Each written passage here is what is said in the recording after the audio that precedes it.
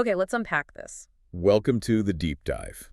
Today we're looking at a collection of sources that detail, well, a truly bizarre and horrifying sociopolitical system. It really is. I mean, we're treating what is essentially a fictional narrative as a case study, but the lessons here on power, on stagnation, and on control are just chillingly real. Absolutely. So the location. We're talking about a planet completely cut off from normal reality. Uh. It's marooned in what the sources call the exospace-time continuum. Or e-space, which is basically the universe's ultimate lost and found, except things that go there, that they tend to stay lost. And when our protagonists arrive, the landscape tells you the entire story of the last 1,000 years in a single glance. You have this small, huddled village. Just grim, uncaved streets, people focused only on the absolute basics of survival. And looming over it all is the tower. A single, dark, pointed structure. It's this massive physical symbol of dominance and fear that has been there for a millennium. The entire society is defined by that one power imbalance. The village versus the tower. And that's where we hit the fundamental anomaly, the thing that makes this whole scenario so fascinating. On the surface, it looks like something straight out of the European Middle Ages. Totally feudal, primitive tech, superstitious customs, a peasant class, a ruling aristocracy. But the initial readings from Canine, the robotic dog, they flag something immediately. They show signs of high technology coexisting with these primitive life forms. It's what Canine calls anomalous data. And that's the perfect description. This is a culture that has been meticulously, deliberately frozen in time. So our mission today is to figure out how. How did this bizarre mix of medieval oppression and forgotten technology hold for 1,000 years? And more importantly, who are the lords of that dark tower? And what exactly is the terrible system they're running? So I think we have to start with the rulers themselves, the architecture of their control. Let's do it. Let's start right at the top, with the chilling aristocracy and the system of terror they perfected. Right, so the tower. The sources make it clear that this isn't just a building. It's the single most important fact of life on this planet. It's always there, on the horizon, dark and pointed, a monument to fear. And the people who live inside, they're not normal. The text says they kept late hours and were seldom seen in daylight. Which is our first huge red flag, isn't it? Yeah. It immediately suggests something unnatural, something non-human about their behavior. They're nocturnal. Yes, and their power is enforced by a very specific kind of military force. We have the guards. Grim-faced men, dressed in these black leather jerkins, studded with steel, very intimidating. And their weapons are mostly primitive. Pikes, swords, daggers, close-quarter stuff designed for brutal, low-tech control over a peasant population. But here's the detail that just screams that this is a calculated system, not just a society in decline. Some of the senior guards, they have blasters. Heavy blasters and worn holsters. They have advanced energy weapons, but they're clearly rationing them. Exactly. And you have to ask why. If you have blasters, why bother with pikes at all? It's not inefficiency, is it? It's a deliberate strategy. It's a brilliant paranoid strategy. You arm your guards just enough to be terrifyingly effective against the villagers with farm tools. But you absolutely do not give them enough advanced firepower to get any ideas about, say, staging a coup. So they're managing fear in both directions, down towards the village and up towards themselves. Precisely. And we get this horrifying confirmation from inside the system, through the eyes of Habris, the captain of the guard. He should be a true believer, right? The top enforcer. You'd think so. Yeah. But his internal thoughts show he is just as terrified as everyone else. And he analyzes why. It's not that the lords are just cruel. It's what they lack. He says they look at him like he's an inferior species. Yes. His chilling conclusion is, it was as though they weren't quite human. Coming from the man who enforces their will, that is a vital piece of data. Even their top guy knows he's serving something alien. And we're introduced to the three of them pretty quickly, this triumvirate. You have Lord Zargo, pale, bearded, with these glittering black eyes. He seems to be the most direct, the most concerned with the physical. Then there's Lady Camilla. The source says her eyes shine with a feverish excitement. She seems more volatile, almost hedonistic in her cruelty. And then the center of it all, Alcon, the counselor.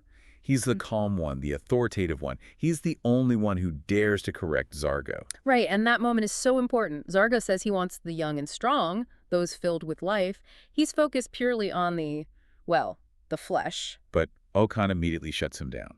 He says they need spirit, not flesh, and that one correction tells us everything about their true goal. It's not just about resources, is it? Not at all. Yeah. It tells us the selection is a form of population management. They aren't just taking bodies, they're actively filtering out a psychological trait. They're removing anyone with a spark of defiance, of leadership, any spirit that could lead to a rebellion. Which brings us to the selection itself, the heart of this whole oppressive machine. It's this formal, ritualized event, a time of what the text calls subdued tension. Everyone knows what's coming. And the village headman, Ivo, he has to play his part. He's the one who has to select the young people and make them form a line. It's just a heart-wrenching image. The parents offering these silent, mute appeals, the chosen ones just standing there, heads bowed. Apathetically, like cattle. That's the line that stuck with me. They've accepted this as a fact of life for 1,000 years. And the criteria are just perfectly designed for societal stagnation. Zargo gets the physical vitality he needs, the blood, but Okan gets to eliminate the spirit. They're removing the physical strength for future labor and the psychological seeds of future rebellion in one go. It's a mechanism for engineered entropy, and we see it play out perfectly with Ivo's own son, Carl. Right, Carl is big, strong, defiant. He's exactly the physical specimen Zargo wants. So he tries to join the line, but his own father, Ivo, fiercely stops him. It shows that even the headman is trying to cheat the system to protect his own. But here's the tragedy of it. Carl's defiance, his anger at being held back. That very act of rebellion is what makes him the perfect candidate for Okan. He's the spirit. He has the spirit. So by trying to save him, Ivo accidentally highlights him as a target. Yeah. It forces Habris, the guard captain, into this terrible position. Because Habris respects Ivo on some level, but he's more terrified of Okan. Much more. He knows Okan will, and this is a quote, pluck the truth from his mind. He knows he can't lie. So his fear of his masters completely overrides any human empathy he might have left. Self-preservation. It ensures the Lord's will is carried out without question every single time. It's a perfect chain of command built on terror. And what about the rest of the villagers, the ones who aren't selected? How does this society even function? Barely. The economics are purely parasitic. Almost everything the village produces goes straight to the tower. They're left with just enough gruel to survive. The calculation is just so cold and deliberate. They're kept perpetually too weak to work any harder. So they can't organize. They don't have the physical energy or the mental reserves to even think about rebellion. It's a human farm, optimized for zero growth and maximum extraction. For 1,000 years. And this perfectly balanced system of decay required an outside shock to even begin to crack. And that shock arrives. Our protagonist land, and K9's scanner immediately confirms the lie the society is built on. High technology coexisting with primitive life forms. The first contact they have is with a farmer, and his reaction says it all. He sees them and makes this ritual gesture, touching his ears, his eyes, his mouth. A ward against evil. Exactly, and then he just runs. Strangers aren't just unwelcome, they're demons. They're part of the evil that stalks the night. And the doctor, completely unaware of this deep-seated superstition, just walks into the village center and asks the worst possible question. Where can I find your scientists? Which is met with utter horror. The very concept of a scientist is equated with a sorcerer, a black magician. And Ivo, the headman, lays out the rules of their reality. And the rules are absolute. There is only the village and the tower, nowhere else. Reading, learning, science, all of it is forbidden. The penalty is death. It's a deliberate, enforced dark age. But, and this is the key to their control, how do they justify it? How do they get the villagers to accept this for a millennium? The protection myth, Ivo says it himself. The lords protect us from the evil that stalks the night. It's brilliant. In a horrible way. It reframes the oppressors as saviors. The villagers accept the cruelty of the selection because they've been taught to believe the alternative is so much worse. It's the ultimate masterstroke of propaganda, but it's not a perfect system. There's a crack. A tiny one, but it's there. After the doctor leaves, we see Ivo do something incredible. He opens a hidden locker. And pulls out a small black hand communicator, a piece of high technology. And he uses it to report the stranger's arrival to someone named Kalmar. And he specifically mentions their alarming question about scientists. This is the turning point. It proves a secret resistance exists. It's organized, it's technologically aware, and the seemingly loyal village headman is their man on the inside. That one clandestine call is what connects the oppressed world of the village to the hidden world of the resistance. Right. And it leads us from the surface reality to the evidence of the past. hidden away in the literal rubbish tip. The protagonists are soon captured by these rebels, gray-cloaked, wolfish-looking people led by a man named Terrak. And their headquarters is, well, it's something else. An underground chamber dug out of a mound of scrap. The doctor calls it a technocathaka, a technological rubbish tip. That's exactly what it is. It's full of rusting control panels, computer terminals, even old rocket engines. They're literally living in the bones of a dead technological civilization. And it's here that we meet Kelmar, the rebel scientist, an old, white-haired man who is trying to do the impossible. He's trying to rediscover science from scratch. He confirms what we suspected. Nothing has changed here for over 1,000 years. Think about how profound that failure is. He's not trying to build a new starship. He's surrounded by advanced technology, but he's struggling to figure out basic principles of electricity from the wreckage. He has the hardware, but the software, the knowledge, has been erased. And it's so ironic. The rebels are physically sustained by the very technology they can't understand. They're eating these perfectly preserved food rations they find in sealed containers in the dump. Kalmar explains that what little they know, the old knowledge, was passed on in secret from generation to generation, at risk of death. Their entire existence is an act of intellectual defiance against the Lord's decree of ignorance. And that suppression of knowledge we now see is the absolute cornerstone of the Lord's power. Right. Forget controlling the food supply or the weapons. If you control information, you control reality itself. But that dusty heap of forgotten science is about to provide the one piece of information that shatters that reality. Because the doctor finds a battered video unit, a metal cabinet, and he can't resist trying to fix it. And he fixes it with the most low-tech human solution imaginable. He just thumps it with his fist. Romana's comment is perfect. Definitely an Earth device. And the screen flickers to life. Suddenly, 1,000 years of lost history comes flooding back. It's a databank from an Earth exploration vessel, the Hydrax. The manifest is still legible. Destination, Beta 2 in the Paragelis sector, and then the crew dossiers appear. Blurred portraits, but the names are clear. Captain, Yeah. Miles Sharkey, Navigation Officer. Lauren McMillan, Science Officer.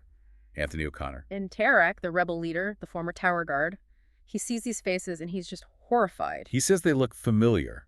He instinctively connects them to the three who rule, but he can't process it. His mind just rejects the implication. But his fear is the final clue.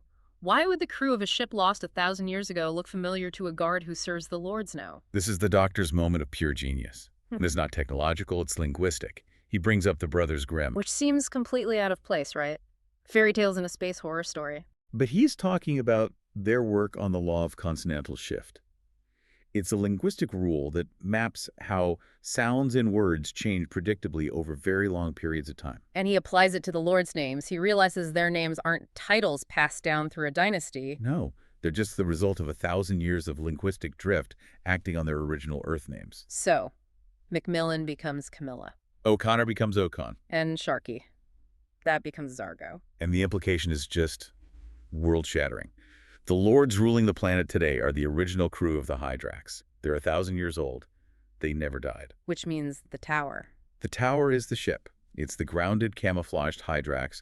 The stateroom they rule from is just the cockpit. You can still see where the pilot seat and the co-pilot seat were. So they haven't been ruling, they've just been surviving. Right. And they built this entire stagnant society purely to serve their needs. Their unnatural 1,000-year-long needs. Yeah. And that immediately shifts our focus from the political system to the horrifying biological reality that underpins it. Right. And it all connects back to the stowaway, Adric. K9 had warned them about him. Immature, humanoid, non-hostile. He'd snuck aboard and, of course, got himself captured almost immediately. And he was captured by Ocon.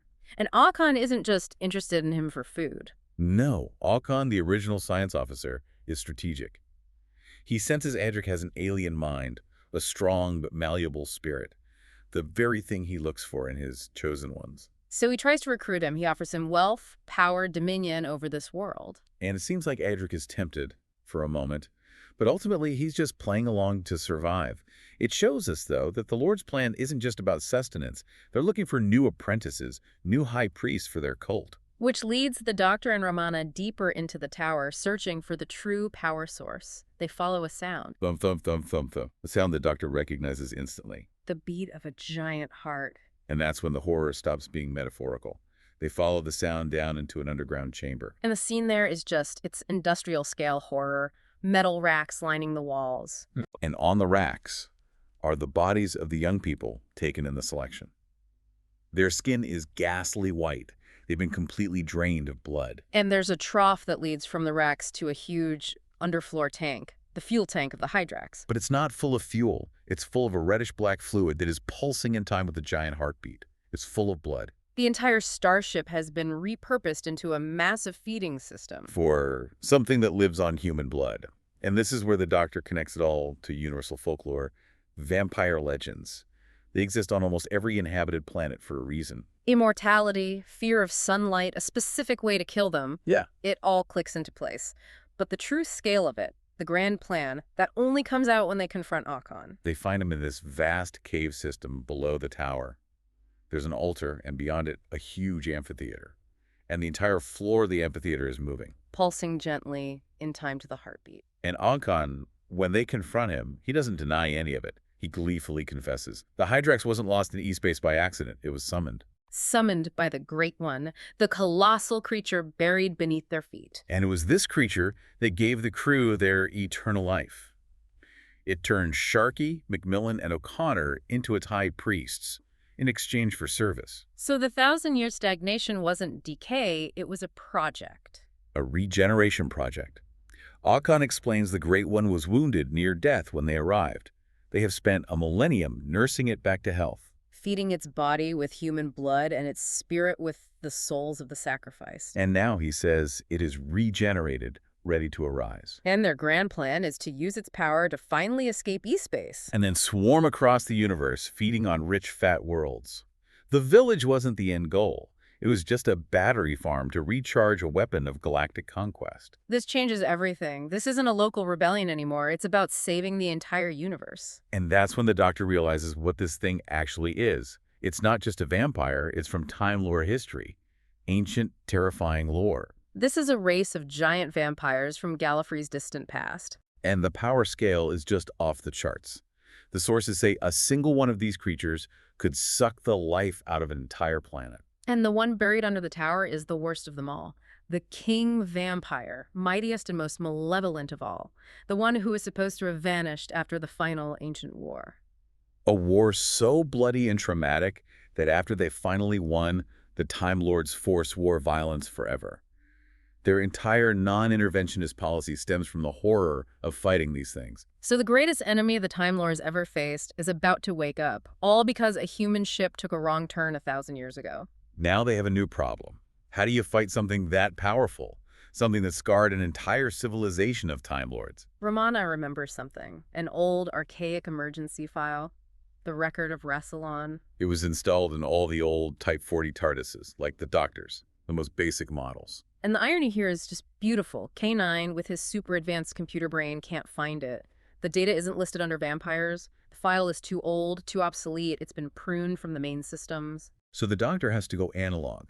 He finds it on an antiquated magnetic card system in a dusty old locker. The solution isn't in modern tech, it's in the archives. And the record of Rassilon gives them the blueprint for victory. First, it tells them why the Lords weren't afraid of blasters. Right. Energy weapons are useless. The vampires just absorb the energy and use it to get stronger. You can't shoot them. Which explains the pikes and swords. The Lords knew they needed physical weapons, even if they didn't know the deep historical reason why. And Rassilon's solution from that ancient war was to build bow ships. Bow ships. Swift vessels that could fire a mighty bolt of steel that transfix the monsters through the heart. It's their one fatal flaw. Their cardiovascular system can heal, it can transmute energy, but it can't handle a massive physical trauma to the heart. And the directive that comes with this file is, it's heavy. Any Time Lord who finds this enemy has to destroy it, even at the cost of his own life. The threat is existential. So now they have the how, but they don't have the weapon. And they're running out of time. They need a catalyst to unite the resistance for one final push. And the Lords provide that catalyst themselves with one final, stupidly cruel act. They kill Carl Ivo's son, and they dump his drained body on his father's doorstep at dusk. It was meant to be a final warning, an act of terror to enforce compliance. But they miscalculated. They didn't account for human grief, for a father's rage. And that one act shatters 1,000 years of apathy. Ivo mobilizes the villagers for an all-out suicidal attack on the tower. Kalmar, the scientist, still needs convincing. He's still thinking in terms of technology. He thinks the Lord's power is science. So the doctor uses the scanner from the rebel base, and he shows Kalmar what's really sleeping under the tower. The enormous, pulsating, bat-shaped form of the great vampire. The physical proof. Seeing that and hearing the colossal heartbeat, it changes everything for Kalmar. He realizes he's not fighting scientists, he's fighting priests of a monster. So the alliance is forged. Ivo brings the rage and the numbers of the villagers. Kalmar brings the strategy and the rebels. And they agree to attack that night, before the time of arising. But they still have the problem of the weapon. How do you find a mighty bolt of steel big enough to kill a creature the size of a starship? And the doctor, having just studied the ship's plans and Rassilon's record, realizes the answer has been staring them in the face the entire time. The tower itself. The 3 turrets on the tower. They aren't turrets. They're Arrow-class scout ships. They're huge, they're pointed, they're self-propelled. They are the mighty bolts of steel. So the plan is set. The rebels and villagers will storm the tower as a diversion. They just have to hold it long enough for the doctor to get one of the scout ships ready. And K9's role here is absolutely critical. He's the perfect weapon against the guards. He's armored, he can't be hypnotized by Alcon, and he's a dead shot with that nose laser. He's there specifically to take out the guards who have blasters, leveling the playing field. And it works. K9's laser fire neutralizes the guards' one technological advantage, and Ivo's furious villagers overwhelm the rest. They fight their way to the stateroom, only to find it empty. Because downstairs, the ceremony has already begun. Romana is on the altar in a white sacrificial gown. Okan is summoning bats to begin the final ritual. This is also when we see Adric's choice made clear. He breaks free of his trance and tries to attack Okan with a dagger. He fails, of course. Okan is inhumanly strong, but the attempt shows he finally chose a side. And we get that final, chilling look at the lords in their true form.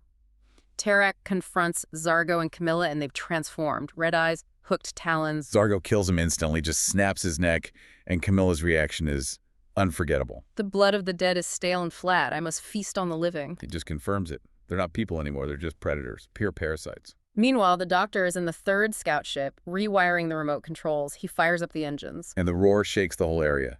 K9 gets the signal and tells the rebels, evacuate, leave the tower at once. So the villagers stream out as, below them, the ground begins to heave. Okan, Zargo, and Camilla watch in ecstasy as the Great One's giant clawed hand bursts through the earth. The time of arising is here. And that's when the villagers outside see it. One of the tower's 3 points lifts slowly into the air on a pillar of flame. The Doctor remote launches the scout ship. It climbs, flips over in the night sky. And streaks straight down like a huge steel arrow. It buries itself right in the center of the amphitheater, right into the creature's exposed heart. There's a single colossal scream of agony.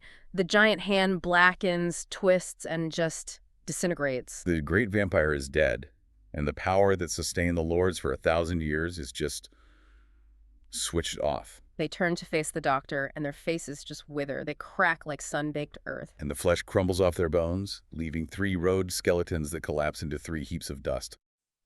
1,000 years of tyranny gone in an instant. And the deep dive is complete. I mean, the ultimate takeaway here has to be about the nature of their power, right? Yeah, absolutely. In the end, it wasn't technology. They barely maintained the tech they had. And it certainly wasn't knowledge. They banned knowledge. It was just pure, simple parasitism sustained by fear and blood. And the irony is just so perfect. They were so terrified of the peasants learning something that could challenge them. That they created a system of total ignorance that made them strategically blind. They cut themselves off from the one piece of ancient information, the record of Rassilon, that would have told them exactly how they could be defeated. The weapon that killed their god was part of their own house, and they never even saw it. So the cycle is finally broken. Ivo and Kalmar take over. Kalmar gets the Hydrax's databanks to start rebuilding, though the doctor warns them, against blindly chasing technology again. They're on their own, too. The secret of how to escape E-space died with the great vampire. But you see that change, that real human change, in that final moment with Ivo and K9. Oh, it's wonderful. This big, tough head man who swore he'd never apologize, he kneels down in front of the metal dog. And he gruffly admits K9 was really invaluable. It's this perfect little sign that the old world of fear and pride is gone, replaced by respect and humility. And Adric gets dragged back to the TARDIS, a little wiser and probably a lot more cautious about what adventure really means. Which leaves us with the final thought. The Time Lords were right to be afraid of this enemy. Think about it. One single ancient creature, just by surviving and controlling the flow of information, turned a crew of advanced human scientists into a monstrous aristocracy. It reduced an entire civilization to a cattle farm. If our best and brightest are that easily corrupted by the promise of immortality, what does that say about the value of our own finite lives? The Lords got their eternal life, and in exchange they traded away everything that made them human, all for a few heaps of dust. What price would you pay for forever?